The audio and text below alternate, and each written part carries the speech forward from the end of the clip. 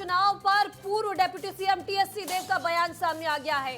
हमारा नाम राज्यसभा की रेस में था, ऐसा टीएस सिंहदेव का कहना है। सीएम और पीसीसी चीफ की रेस में भी मेरा नाम हुआ करता था। किसे जिम्मेदारी मिलेगी किसी को नहीं पता रहता है, किसे क्या जिम्मेदारी मिलेगी हाईकमान तय करता है।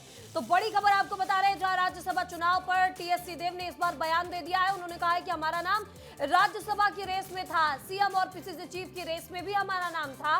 किसी जिम्मेदारी मिलेगी और किसी को पता नहीं होता किसे क्या जिम्मेदारी मिलेगी, ये भी हाईकमान तय करता है।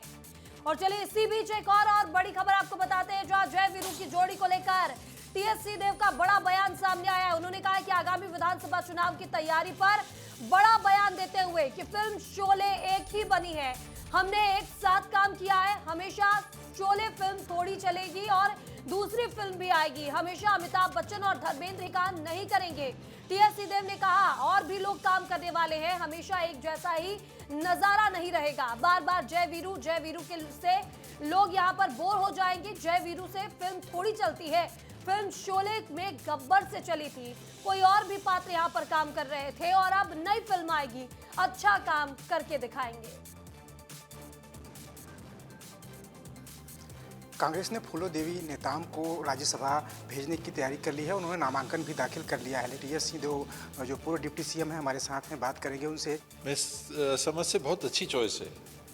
फूलो जी कई दिनों से कांग्रेस के साथ जुड़ी रही हैं, संगठन में रही हैं, विधायक रही हैं,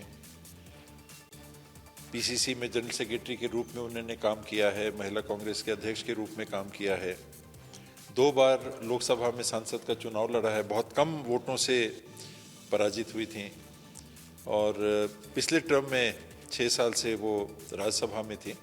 परफॉर्मेंस अच्छा था, छत्तीसगढ़ की बात को लेके, अनसंवेदनशील बातों को लेके हमेशा वो सदन में रहती थी, भाग लेती थी। तो एक काबिल महिला हमारी साथी को पार्टी ने दोबारा मौका दिया है, मुझे बहुत खुशी है।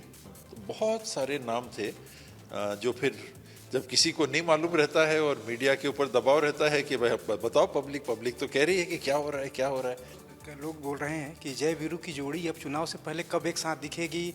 शोले एक ही बनी, शोले 2 भी नहीं आई तो जय वीरू तो एक पिक्चर में आए। हम लोगों ने भी साथ में काम किया, एक पड़ाव था 2018 के चुनाव के पहले का।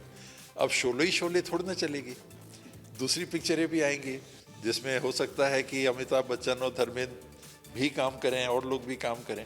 तो एक जैसा दृश्य नहीं रह सकता, न रहना चाहिए। जय वीरू तो जय वीरू, लोग बोर हो जाएंगे, जरूरत नहीं रहती।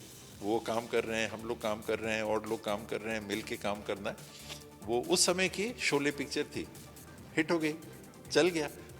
राजनीति में मैं मानता हूँ कि आर्थिक नहीं होना चाहिए, आर्थिक नहीं होता होगा, तो काम करने का मौका मिले, सफलता मिले, नाम भी मिलता है, इन लोग जीते, अच्छे लोग हैं, इत्यादि इत्यादि।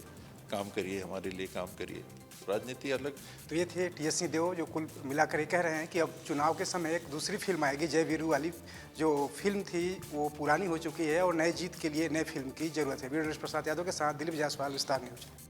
और इस खबर पर ज्यादा जानकारी के साथ हमारे सहयोगी दिलीप जायसवाल हमारे साथ लाइव जुड़ चुके हैं। दिलीप, आप बाबा से बात करने पहुंचे थे राज्यसभा की टिकट को लेकर। बाबा वहां भी कह रहे थे कि मेरा नाम आगे था और उन्होंने ये भी कहा कि सीएम और पीसीसी चीफ के लिए भी मेरा नाम था, लेकिन हाईकमान जो तय करता है वही होता है। वही जय वीरू की फिल्म को लेकर उन्होंने कहा कि अब नई फिल्म बनाई जाएगी और नए फिल्म के आधार पर ही विधानसभा चुनाव होगा।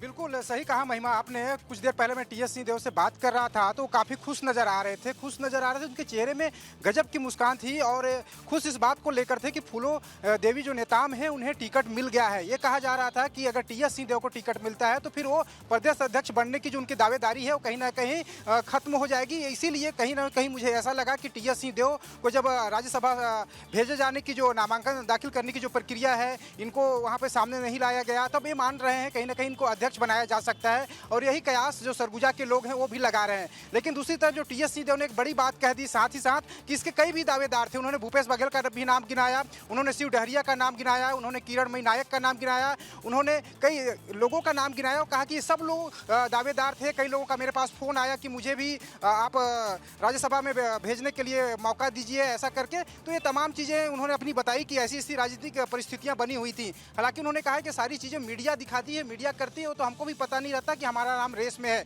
दूसरी तरफ उन्होंने एक बड़ी बात कही, आगामी चुनाव को लेकर कहा कि 2018 से पहले जिस तरीके से जय वीरू को लेकर लोगों में काफ़ी उत्साह दिखाई दे रहा था, कांग्रेस के नेताओं में दिखाई दे रहा था, कार्यकर्ताओं में दिखाई दे रहा था, आम लोग भी दिखाई दे रहा था।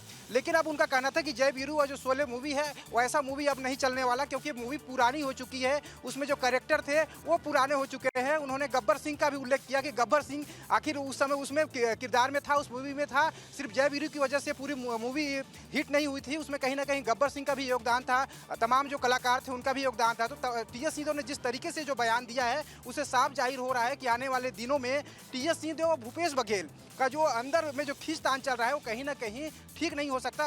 वरना टीएस सिंहदेव कह सकते थे कि नहीं, जय वीरू की जो जोड़ी है वो आने वाले दिनों में फिर से देखने को मिलेगी, हम उसी ताकत के साथ दिखाई देंगे। लेकिन टीएस सिंहदेव ने कहीं ना कहीं इन शब्दों से बचा और उन्होंने साफ तौर पर कहा कि आने वाले दिनों में नए मूवी की जरूरत है, नए किरदार की जरूरत है। जी बिल्कुल, तो यहाँ पर बाबा ने साफ कह दिया है कि जो हाईकमान तय करेगा वही होगा। इस तमाम जानकारी के लिए आपका बहुत बहुत शुक्रिया।